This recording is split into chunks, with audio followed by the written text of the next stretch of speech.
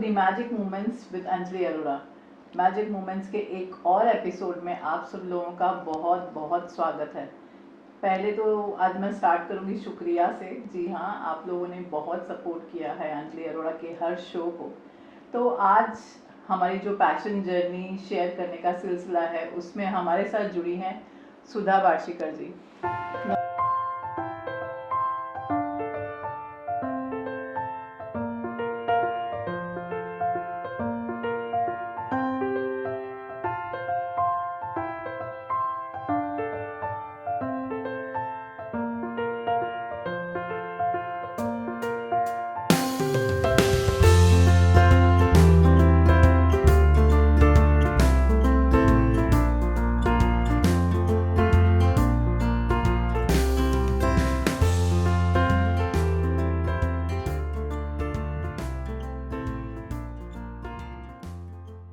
नमस्कार सुधा जी, आपका बहुत बहुत स्वागत है मेरे शो पर। एंड आज कहते हैं ना कि हमें हर आर्टिस्ट से कुछ ना कुछ सीखने मिलता है, वैसे ही सुधा जी का जो एक्सपीरियंस है, वो एक सीनियर आर्टिस्ट हैं और बहुत सारे मीडियम्स में वर्क करती हैं। इनका आज के एपिसोड में एंड तक जुड़े रहिएगा, काफ़ी कुछ सीखने मिलने वाला है। तो सुधा जी, हम आपसे जानना चाहेंगे, पहले ही आप मतलब ना बड़े क्वेश्चन से अटैक करते हैं कि आपके हिसाब से आर्ट को कैसे डिफाइन करेंगे? आर्ट को डिफाइन करने से आपको आर्ट को अडॉप्ट कर लीजिए। ओके। तो आप अच्छी तरह से आर्ट वर्क कर सकते हैं। आर्ट वर्क अच्छी तरह से उसको सीखो, उसकी प्रैक्टिस करो and then you make it display. तो what will be art according to you? What is art according to you? Art is my life. From my childhood I am doing art. Sometimes I do watercolor, sometimes I do acrylic color. Then I see around me some different media. Then I do oil painting. So recently, last 2-3 years, I'm working on silk painting. Wow. And मतलब you are used to do different mediums and you keep on experimenting, you mean? Yes. Yes. And Sudha ji, जैसे हम art की बात करें, हम आपसे बहुत कुछ ये पूछने ही वाले हैं मीडियम्स के बारे में, बट अगर हम शुरुआत करें तो आपने कहा कि बचपन से आप आर्ट करते आए हैं, तो आपको ये कहते ना कीड़ा कब काटा जब आपको लगा कि मुझे आर्टिस्ट बनना है? नहीं, एक्चुअल बचपन में मैं आर्ट रंगोली करती थी पहले। अच्छा। और मेरा शुरू से ये है कि जो कुछ मैं करती हूँ उसमें एक्सपेरिमेंट करती जाती हूँ। अच्छा। रंगोली में करती थी तभी only not with the colours, sometimes I do with the food grains, sometimes I do with the flowers. Different colours के फ्लावर से उनके पेटल्स निकालो और उससे करो फ्लावर पूरा रंगोली। या and then I thought let me try this time some different. Then I take a big bowl of water and I put down that wooden का जो आता है ना, भूसा हम बोलते हैं। हाँ, भूसा। वो सब डाला नीचे। अच्छा। वो डालने के बाद वो पानी पे तैरता है, तो उसके ऊपर मैंने रंगोली बनाई। यस। तो मतलब आपको शुरू से ही कुछ नई चीजें, यस वो है शौक। या तो फिर how you came into art? मतलब जैसे आप सेल्फ टॉट आर्टिस्ट हैं या आपने ट्रेनिंग ली है प्रॉपर? नहीं, मैं सेल्फ टॉट आर्टिस्ट हूँ और ऐसे तो मेरे पूरे खानदान में किसी को आर्ट का शौक नहीं है। Okay. लेकिन कहाँ से आया मुझे पता नहीं है, लेकिन मेरी मम्मी एम्ब्रॉयडरी वगैरह सब करती थी, मे भी उसकी तरफ से आया होगा मेरे में। सही बात है। या लेकिन शुरू से मुझे यह है कि नहीं, मुझे आर्ट में ही मेरा करियर करना है, but I didn't get chance. इसकी वजह से मैं हमेशा एक्सपेरिमेंट करती रही। हाँ, ऐसे तो नहीं है कि मतलब होता ना कि बहुत बार हम सोचते हैं कि हमें आर्टिस्ट बनना है, अगर हम बचपन में ही सोचने लगे कि अरे 10th के बाद मैं आर्ट स्कूल में जाऊंगा या कुछ, तो पेरेंट्स अपोज करते हैं कि आर्टिस्ट बन के क्या करोगे, उसमें क्या फ्यूचर है, दे से लाइक दैट। ऐसा कुछ आपने फेस किया? या ऐसे मैं जब कॉलेज में थी तभी इतने आर्ट के फील्ड है, इतना सीखने को मिलता है, ये भी पता नहीं था मुझे। अच्छा। ओनली पेंटिंग करना है मुझे, कलर के साथ खेलना है। इतनी ही जानकारी थी। अच्छा, last 50 years I am doing painting. 50 so years। शुरू में मुझे कुछ भी नहीं पता था ये। हम्म, और कलर कैसे हैंडल करते हैं, कि ऑयल कलर है उसमें क्या मिक्स मीडियम होता है ये। Because my I born and brought up in Satara. Okay. This is near Pune. I came to Bombay and then I got to know that oil colors are different, watercolors are different, and acrylics तो अभी ये 20 साल में आए हैं। ये है। तो फिर मैं जहांगीर में देखने के लिए जाती थी एग्जीबिशंस, अच्छा। और बॉम्बे में आके मुझे ज़्यादा एक्सपोजर मिला, और उसके लिए मेरे हस्बैंड ने भी मुझे सपोर्ट किया। ओके। तो ये सब देख के फिर सीख के। And many times you say, as you are saying that you are from Satara, means it is proper Maharashtra. Yeah. तो महाराष्ट्र तो बहुत जुड़ा हुआ है आर्ट एंड Yes. कल्चर से। तो Yes. जहाँ पे हम रहते हैं तो हमें पता चलता है कि they make the rangoli also। Yeah. मतलब उनका तो एकदम ट्रेडिशनल होती है हर चीज़। या तो उसमें ऐसी कोई चीज़ें जो आप बहुत एंजॉय करते थे कि हाँ मुझे ये करने में फेस्टिवल टाइम में बहुत मज़ा आता है, apart from rangoli? Apart from rangoli, by caste I am Gujarati. Okay. In Gujarati people के घर में ये जन्माष्टमी के दिन अपने इसके ग्रीन पत्ते होते जी। वो वॉल पे लगा के, ओके। वो वॉल उससे ग्रीन कलर करने का, अच्छा। और बाद में उसके ऊपर वाइट चॉक से डिज़ाइन करने का। अच्छा। तो वो कृष्ण भगवान का ही होता था। कृष्ण भगवान का पालना है, फिर गोपियाँ हैं, कुछ मोर है, गाय है, ये सब डेकोरेटिव करने का। उसमें मुझे बहुत मज़ा आता था। अच्छा, वो मैं- प्रॉपर एकदम ट्रेडिशनल वे। यस। और वो हमारे घर में ही नहीं, मैं 2-3 घर में जाके उनको बना के देती थी। अक्सर ऐसा होता है कि जब हम लोग अगर 90s के बच्चों की बात करें तो हम लोगों को तो करियर में कभी ये नहीं कहा जाता था कि आर्टिस्ट बन जाओ, हमेशा कहा जाता था डॉक्टर बनो, इंजीनियर बनो, कुछ ऐसा करो जिसमें तुम्हें आगे स्कोप मिले या पैसे मिले। ऑफ कोर्स पैसे, मनी इज़ अ प्रायोरिटी। मगर बहुत बार ऐसा होता है कि कोई होते हैं जो आर्टिस्ट बनने के लिए ही पैदा होते हैं and they make success in art also. तो आजकल के जो टाइम्स है काफ़ी चेंज हो गए। आजकल पेरेंट्स मोटिवेट कर रहे हैं कि yes you can follow your passion. तो मैम आपको अगर मैं पूछूं कि आजकल अगर आप एक्चुअली में पढ़ाते भी थे, आप आर्ट सिखाते भी हैं, यस। तो आप जब बच्चे आते हैं आपके पास सीखने तो उनके पेरेंट्स का कैसे एटीट्यूड रहता है कि मेरे बच्चों को आप जो सिखा रहे हो तो are they serious about learning art? या बच्चे from KG to 10th standard मेरे पास आते थे, और वो कोई बच्चों को इतना इंटरेस्ट था कि पढ़ाई की तरफ ध्यान कम, अच्छा। और आर्ट में ज़्यादा इंटरेस्ट लेते। और जब छोटे थे 2nd स्टैंडर्ड 3rd स्टैंडर्ड, तभी कैसा था कि बच्चों को बॉयज़ फ्लाइंग काइट, हाँ, ये सब होता है। दिवाली, ये हाँ। सब सब्जेक्ट होते थे। मैं बच्चों को ड्रॉ करके कभी नहीं दिया है। ओके। मैं उनके साथ बैठ के बॉयज़ फ्लाइंग काइट, हाँ, सपोज आप पतंग उड़ा रहे हो, तभी कैसा था टेरेस पे पतंग उड़ा रहे हैं, हाँ, तो सब टेरेस के ऊपर एंटीना होती थी। राइट। हाँ, हाँ, हाँ। तो बच्चों को मैं वो बोलती थी, आपने बॉयज़ तो ड्रॉ किए, they are flying kite, they are flying on terrace और दे आर ऑन ग्राउंड। हाँ, that's फिर बच्चे बोलते थे नहीं ऑन टेरेस, तो फिर एंटीना कहाँ है? कोई ग्राउंड पे बोलेगा तो around trees should there, houses should there. ऐसे हम डिस्कस करके बच्चों को ड्रॉ करने में और थिंक करने में ज़्यादा इंटरेस्ट। ओवरऑल एक्सपोजर टू ये द आर्ट। exposure, मतलब अगर yes. जैसे आप बना रहे हैं कुछ, तो सच्ची में मैंने भी कभी स्कूल में बनाया होगा, तो मैंने भी यही बनाया होगा कि बॉयज फ्लाइंग काइट, मतलब हाँ, बिकॉज ऐसा होता है कि हम अपने बच्चों के लिए भी बना के देते हैं। ड्राइंग कल सबमिशन है yes. एंड वो एंड डे पे, तो this is the mind which only artist can think about. Yes. तो जब आपने सोचा कि हाँ मुझे किसी उस पे करना है वो किसी भी मीडियम में, या मेरे को अभी आर्ट ड्रॉ करना है, तो व्हाट डू यू थिंक कि क्या ड्रॉ करना है? काफ़ी कुछ आप ड्रॉ करते हो, तो ऐसा कुछ मूड है कि दिन में मुझे लगता है कि ये बनाना है, रात को मुझे लगता है ये बनाना है, व्हाट इट इज?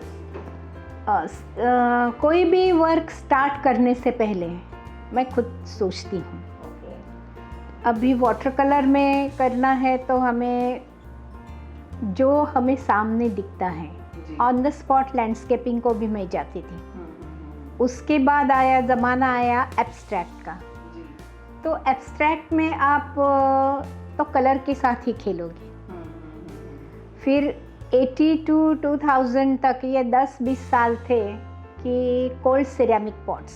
अच्छा। तो वो पॉट्स के ऊपर सब अलग अलग चीज़ें मैं करती थी। किसी के ऊपर बर्ड्स बनाए, 8-10 पॉट्स ऐसे फ्लावर्स एंड बर्ड्स बनाए। फिर सोचा कि नहीं, अभी ये रिपीटेशन करके मैं थक जाती हूँ, कुछ नया चाहिए, कुछ नया चाहिए। फिर अच्छा, ये पॉट मैं ड्राइंग रूम में नहीं रखूँगी, ये मुझे रखना है किचन में, अच्छा, डाइनिंग रूम में। तो मैं उसके ऊपर फ्रूट्स बनाती थी। फिर ये बनाने के बाद फिर सोचा कि ऑफिसेस में वगैरह रखना होगा। फिर तभी मैंने अजंठा एलोरा के जो फिगर्स है, उसमें अप्सरा है, जो उनकी नर्तिका है, ये सब वो फिगर्स मैंने बनाए। एंड वो मेरे पॉट्स कैमलिन के कंपनी में, रजनीताई दांडेकर वहाँ के ओनर, उन्होंने मेरे पॉट्स खरीदे और उनके ऑफिस में डिस्प्ले में थे। तो मतलब हमेशा आपने नए नए वर्क किए, नए वर्क किए। यस, अभी तक मैंने अंजलि 2000 के ऊपर पॉट्स बनाए हैं। 2000 के ऊपर उन्होंने पॉट्स बनाए। एंड यू नो इसमें मजा भी आता है, बहुत बार होता है कि हाँ भाई मैं तो ये बनाता हूँ, इसी को मतलब होता है ना, लकीर का फकीर नहीं बने आप, हमेशा आपने सोचा कि नए नए एक्सपेरिमेंट करें। और पॉट मेरे थे 4 इंच से 4 फुट तक। इतने, और बीच में फिर ये सब बनाने के बाद अभी बताया वो, फिर सोचा हम उसके ऊपर एक विलेज सीन बनाते हैं। अभी विलेज सीन है तो बहुत सारी ग्रीनरी है, फिर फार्म है, फार्म में काम करने वाला फार्मर चाहिए। तो एक पॉट मैंने ऐसे बनाया कि पूरा लंबा शेप लिया, उसके ऊपर ट्रीज बनाए, एंड फिर वो फार्मर की लड़की भाग रही है, खेल रही है, पूरा एक सीन। लेकिन वो मैंने कलर में नहीं बनाया, सब मैंने वो मिट्टी का कलर अपना जो है, ब्राउन कलर, नेचुरल कलर से वो बनाया। पहले उसको थोड़ा ब्लैक किया, बाद में ब्राउन नेचुरल कलर दिया, और उसको हाईलाइट करने के लिए ब्रॉन्ज एंड गोल्ड यूज किया। तो वो टेक्सचर एकदम 3D हो गया वो पॉट। ग्रेट। और कहते हैं ना कि सीखना कभी रुकना नहीं चाहिए, हम सीखते रहते हैं। यस। तो वैसे ही मैम आप हमेशा सोचते रहते हैं कि नई नई चीज़ें सीखनी है।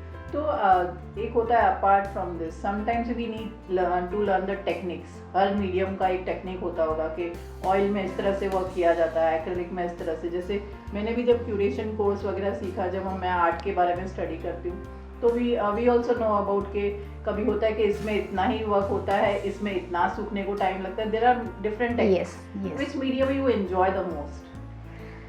I enjoy oil painting. Okay, most of the artists say that they enjoy oil painting, oil. But now I am doing acrylic. Oh. I am enjoying acrylic क्योंकि oil painting में सूखने को टाइम लगता है। हाँ, वो एक oil painting gives you time to mix and give little bit. सिर्फ apart from drying process, what is the difference about when we do something in oil and something in acrylic? In acrylic you can apply coats and coats that gives you different effect. अच्छा। And suppose आप ये painting है, इसकी जो background है, जी जी, ये मैंने colour apply करके और उसके ऊपर टेक्सचर बनाया है। अच्छा। तो मतलब वो एक्रेलिक से एक हम लोग को, ये मैंने देखा है कि ऑयल सूखने में टाइम लगता है, लेकिन उसमें भी बहुत सारी एक लेयर सूख के फिर दूसरी लेयर देना है। या टाइम कंज्यूमिंग होता है। That acrylic you can work fast and according to durability which lasts long. Both are same. Okay. Both are same. If you use proper material, good company material, हाँ and work very nicely, then color remain as it is. Yes of course ये ma'am ने बहुत अच्छा ये point उठाया है कि yes when we are using some material तो हमें बहुत ध्यान देना है कि हम कौन सा मटेरियल यूज़ कर रहे हैं सो डैट कि you have to take care of it कि आप अगर समझिए बहुत बोलते हैं ना कॉम्प्रोमाइज़ कर रहे हैं मटेरियल्स Yes. में तो उसकी क्वालिटी में भी कॉम्प्रोमाइज़ होगा which will result in low durability and all and then you will ask कि अरे मेरा ये ज़्यादा चला नहीं और आपकी वजह से वो जिसने बाय किया है उसके माइंड में यही रहेगा Yes, कि एक्रेलिक्स yes. अच्छे नहीं होते they do like that Yeah.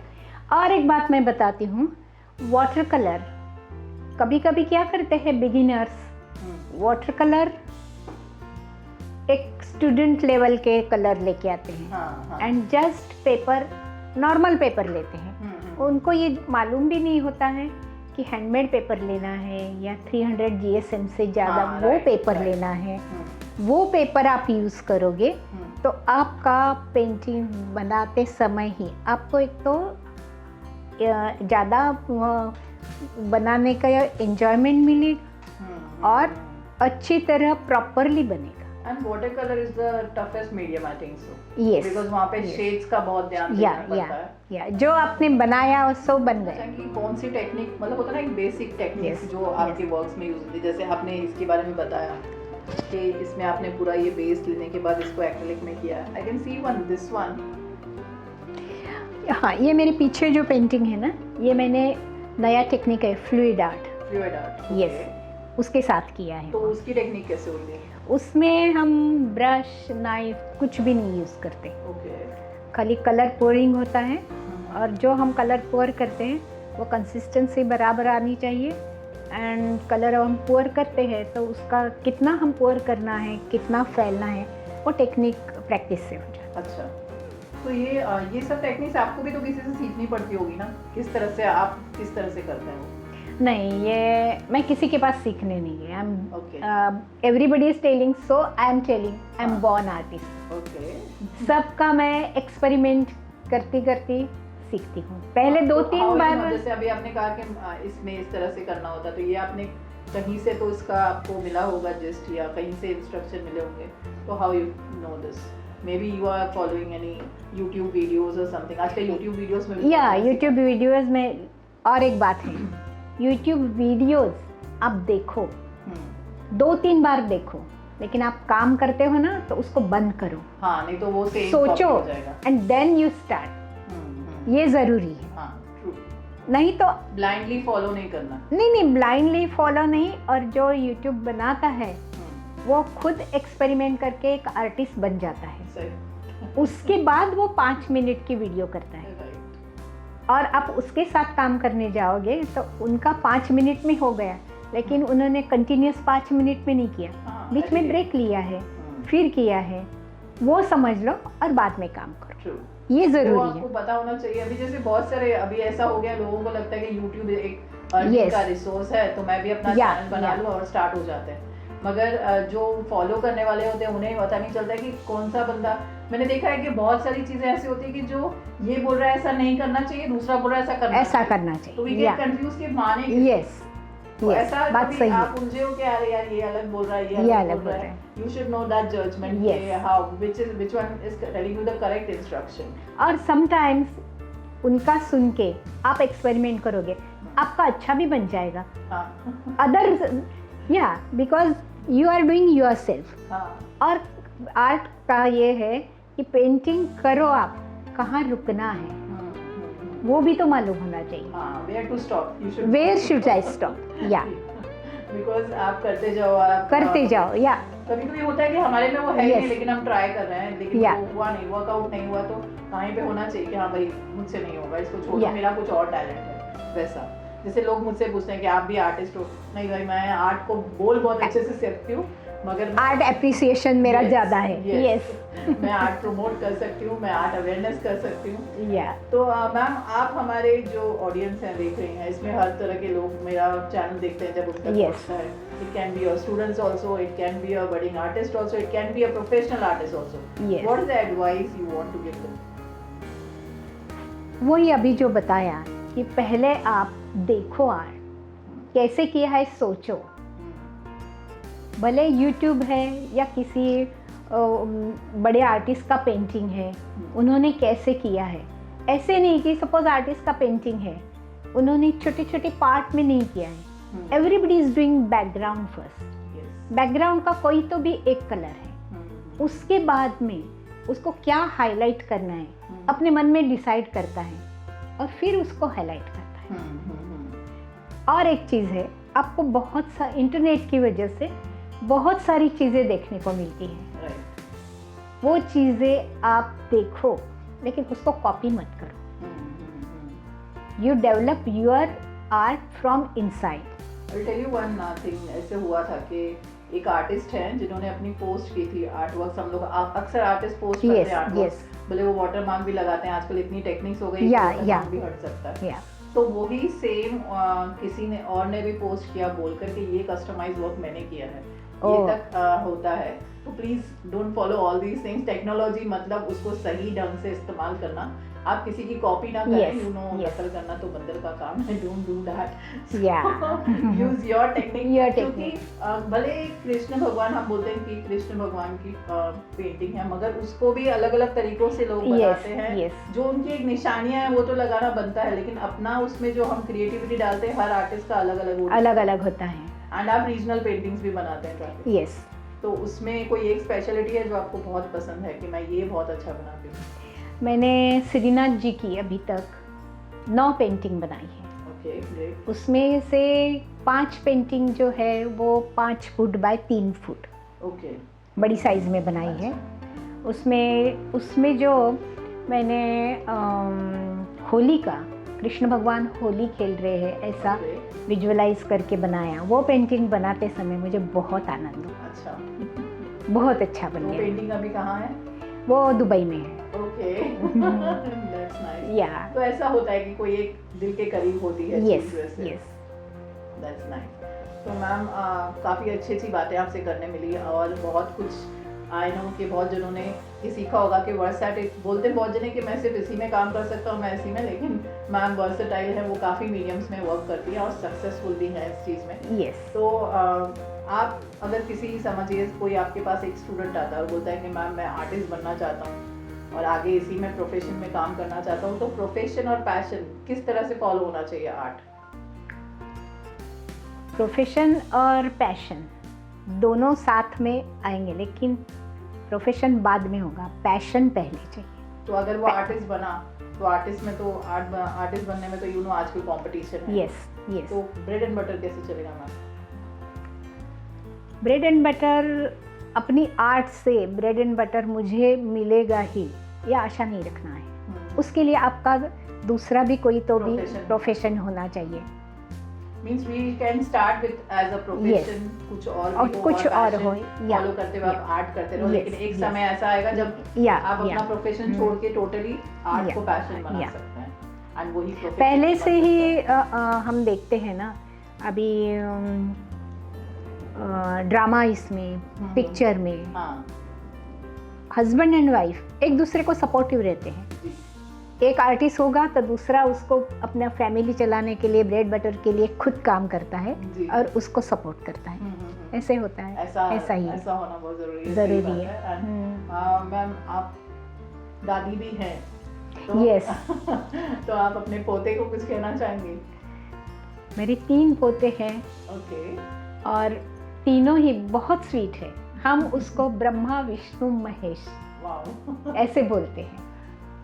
और उनको भी मैं यही कहूँगी कि कोई भी काम करो, आर्ट का करो, कंप्यूटर का करो या दूसरा आपको जो पसंद होगा वो, पेशेंस से काम करो, पेशेंटली करो तो आपको रिजल्ट ज़रूर मिलेगा। तो आपके ब्रह्मा विष्णु महेश में कोई आर्टिस्ट है? नहीं, कोई भी आर्टिस्ट नहीं, लेकिन मेरी बेटी है, कमर्शियल आर्टिस्ट है। अच्छा, दुबई में है। उसकी खुद की कंपनी है, कंपनी चलाती है। उसके बाद ये मेरे 3 ग्रैंड चिल्ड्रन, उनके लिए, फैमिली के लिए बीच में एक 10 साल दिए मैंने। अच्छा। उसमें ब्रेक हो गया। और कोई भी फील्ड में ब्रेक होता है, आप थोड़े पीछे जाओगे तो आगे आने वाले बहुत होते हैं। तो पीछे जाने के बाद भी आपको आगे आना होगा, तो आपको किसी को भी सपोर्ट की ज़रूरत है। वो सपोर्ट मुझे अंजलि से मिला है। Thank you so much ma'am. तो अभी मैं अंजलि के साथ मेरी आर्ट की जर्नी और आगे जिस तरह मार्केट में है, ई मार्केट है या कमर्शियल, इसमें जो कुछ है उस तरह से आगे ले जाना चाहती हूँ। और अभी जो कुछ मैं पेंटिंग करती हूँ वो अंजलि के साथ एग्जिबिट करना चाहती हूँ और ज़्यादा पेंटिंग बनाना चाहती हूँ। तो मैम ये तो आपने बुआ गैलरी के बारे में बताया कि बुआ Yes. गैलरीज के साथ वर्क करते हुए आपको काफ़ी अच्छा लग रहा है। अच्छा लग रहा है। और Yes. आपको हमारा ये जो शो है मैजिक मोमेंट्स, इसमें आज अपने दिल की बातें करते हुए कैसा लगा? बहुत अच्छा लगा। अंजलि बातें करते करते मुझे पहला मेरा जो पास्ट जो मैंने एंजॉय किया जी जी। उसमें लेके गई, तो वो सब यादें दोबारा आई। बहुत अच्छा लगा ये।